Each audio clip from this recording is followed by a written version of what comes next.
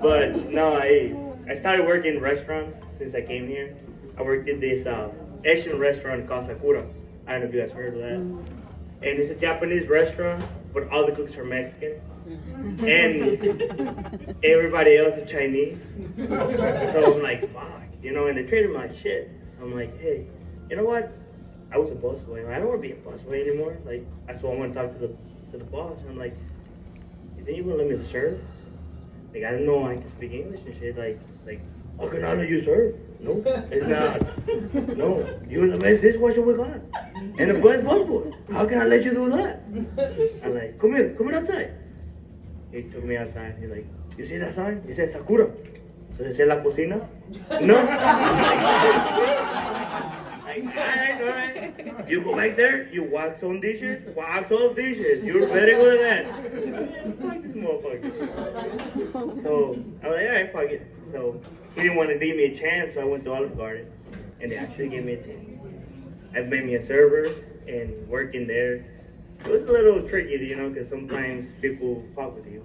I had this very old lady, like very old. I'm not very good at telling age. She was like between 90 and death. Like she died and they haven't told her yet. And it was busy. It was 7 o'clock, busy like peak time and shit. And I'm over there doing my shit. She comes out of nowhere and says, "Son, do you have a small sack?" How can you tell? I mean, they're 32, so I know I'm 34, but they're all sad. That was when I didn't have any papers. That was back in. So I got married and I had to get my papers. No, but it was mostly love.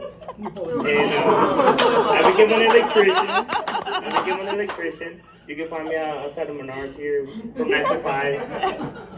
And it was. I'm divorced now. That lasted very, very, very long. And so I told her like, once you get out of the gate, you're married for so long and you're trying to get back into the game, like you gotta understand how girls work. And all girls got little groups and they got the leader, of course, that tells you, we're gonna go to beer exchange in Kalamazoo. I'm gonna pick you guys up at 5, 6. And then they got the ugly one that watches the bags when they run dances. And then the slut that gets the drinks for free. So if you were sitting there and trying to figure out in your group of friends who is who, and you're like, well, I know the ugly one, and I know the leader, but I don't know who the slut is. Most likely it's you. Most likely it's you. That's what's gonna happen, but it's okay. It happens. Everybody has their little group of friends and shit. And so I was married, and so my ex, she left me for an Indian guy. Which is funny because I used to say Indian jokes all the time. They love me. The motherfuckers love me. I go in there, the party you're going to come to you. I got 12 I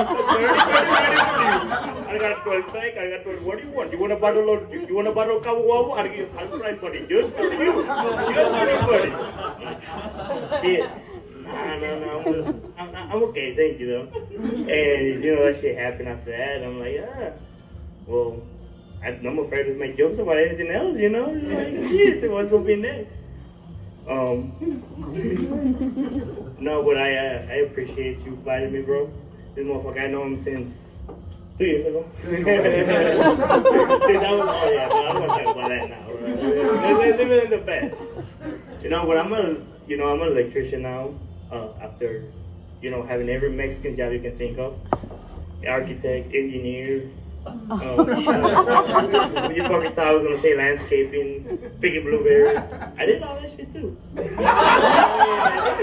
comes with it, that happens. And but he's like, I got married and the papers were the main thing. The 3 kids, I don't know what happened. But and I think it's like something from coming from a Mexican family, The Mexican moms, they're very, very picky about talking about sex. They don't like talking about it. And because I asked my mom, I was like, Mom, where do babies come from? And she's like, fuck out of me. What do you want to know?